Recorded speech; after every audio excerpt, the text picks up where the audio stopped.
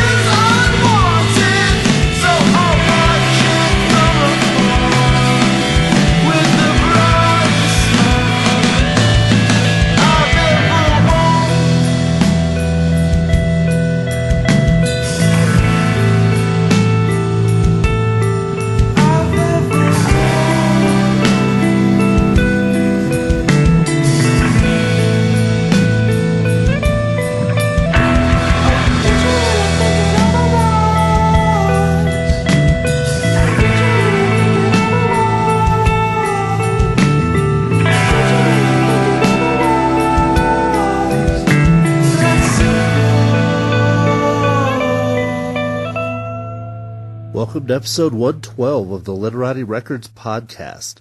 I'm your host Marcus, and I want to thank you for tuning in, turning on, and supporting independent music. Seriously, this is our last show before the Thanksgiving holiday, so I wanted to be sure and let you all know how thankful I am for each and every person who takes the time to check out our show, listen to the artists, send us emails, tweets, and Facebook posts. Without all of you, I'm just a dude talking to myself. So I want to send out a huge thank you to all the bands and guests that have appeared on the show as well. It's been an amazing first year so far, and I think 2014 will be even better. So thanks again to all of you. Before we bring on our featured guest, Confluence, let's do a quick rundown of some cool live shows going on this week. Tuesday night, November 26th, at High Dive, Hooper and the Patient Zeros take the stage for what promises to be a great show.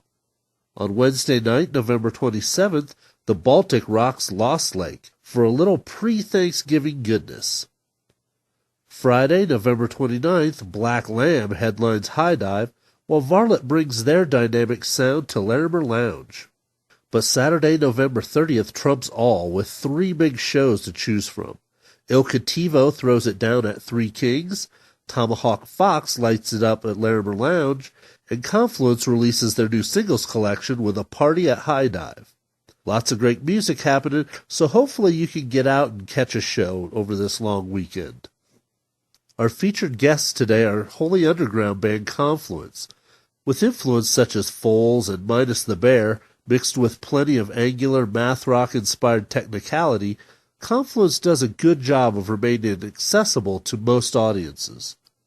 As mentioned before, you can catch the band live at High Dive on Saturday, November 30th, where they will be releasing their new singles collection.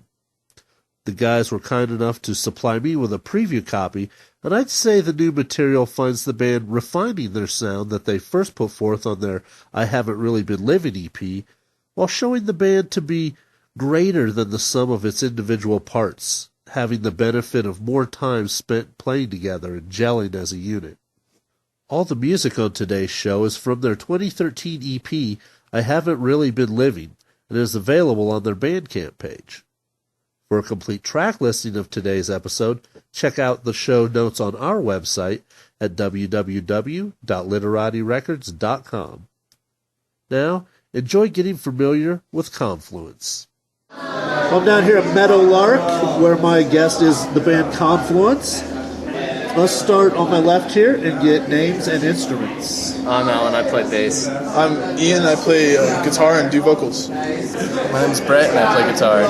My name's Spencer, and I play Brett. Well, can you guys give us a brief history of how the band formed and started playing music as Confluence? For sure. We've been friends for around a decade now. We had all played in bands growing up around each other, maybe played with each other. Alan and I played in Night Owl with each other, but it's just been a progression of all those bands, and then we had a confluence of all those bands into one thing. Pretty much what brought us together though was just kind of our love of like older indie rock and even just newer stuff, newer mathy progressive technical stuff like Foals and Minus the Bear and all of that. That's kind of what we set out with the mindset to play. So. Well, you guys have a new release coming out on November 30th, correct? Yep, November 30th. Can you fill us in on some of the details regarding that new release? Yeah, so it's going to be the singles release party at the High Dive. Essentially, it might play out as a soft release of all these singles in which anyone who comes through the door gets a free download card. It's like a sneak preview. Yeah, a sneak preview. Before we do officially release our single online, our first single, because there's 3 of them, and we're going to be releasing them over like a series of months, like a duration of time. But with the release itself, yeah, people can come in, get a free download card, have the singles, have a drink with us, have a good time with their friends and everything. It's just going to be a party. So Band and Pictures is on the bill, another great local band that we love. Rossonian, another great local band that we love. And El Toro de la Muerte, they're from Colorado Springs, but they became friends of ours during the UMS, and they're going to roll up here and just have some fun in Denver. I've heard some really good things about those guys, so kind of anxious to see them. They're cool dads. Yeah, they're great guys. They probably remember me more than I remember them. Yeah. It was as you know, UMS is a pretty hectic, crazy time. So yeah. It's my favorite 4 days of the year, man. Yeah, it is. It is. We're looking forward to next summer really bad. So. Well, how did the process of creating the new singles collection compare to creating I Haven't Really Been Living? The first EP, it compared.